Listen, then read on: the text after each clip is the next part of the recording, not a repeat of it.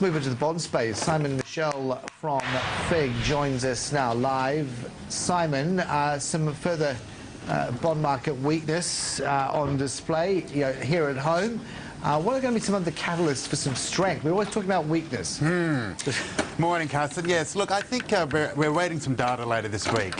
What's been a very quiet couple of days in anticipation of that, both domestic data and also over in the US where the FOMC is about to meet. So I think the market's just been a little bit soft as we await the outcomes of that data a little bit later this week. Let's talk about the corporate space where the high yield issuance still is proving tantalizing.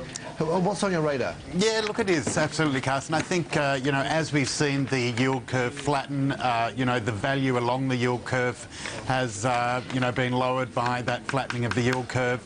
People have been looking to take on a little bit more risk and moving down into some of these high yield issuers. So we've seen some good demand domestically for Qantas, for example, which has a 7 in front of it, and in some US dollar bonds as well. So some of the mining companies here, which provide returns around sort of 8%. So they're down around the BB level, but certainly seeing good demand, and that's positive from an issuer sense, being able to access that market. Do people, simply put, have zero concern on repayments?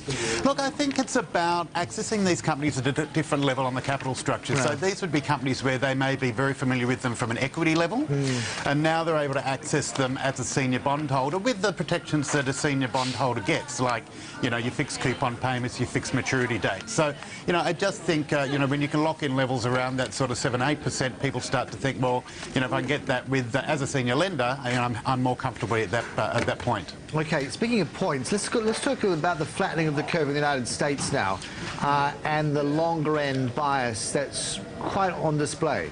That's right. So what we've seen happen in the US is, again, that flattening, which is pushing the longer end or the 30-year yield down more substantially than the shorter end and the 5 years. So the interest rate differential between 30 years and 5 years is now down around almost 1.5%. So you're not getting a lot of value for locking your money away for another 25 years. Now, that's being driven, A, by people looking to lock in that interest rate increase, but B, being driven by the expectation that we're going to see a continuation of the tapering policy.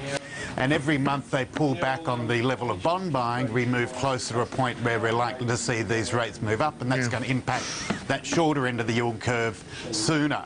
So, it's interesting that we're seeing that behaviour change as people, access that longer end. Do you think that pricing is accurate? Simply put, in other words, that bond buying ends, rate rises kick in, or there is a kind of a period of separation?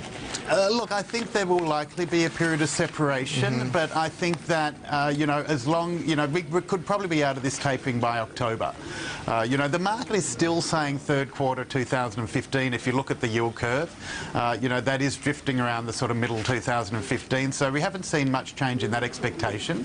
But, as long as we have an orderly tapering back, the market will certainly start to change its behaviour, and that's what we're seeing at the moment as people are going longer, expecting to see that shorter end of the US curve kick up. But I think, the US Fed, Janet Yellen, through commentary, will try to make that rather an orderly transition. Yeah, in a way, she's kind of being almost pushed into making some comment this week on behalf of members when a key data release comes almost directly after that meeting. Bad timing. Right. That's right. We've got the growth coming out, and obviously, growth is a big driver to, the movement of interest rates and the ability for the central banks to increase interest rates. They want to see some growth there. We saw some downgrades in growth by the IMF last week, so, growth is still a little bit softer.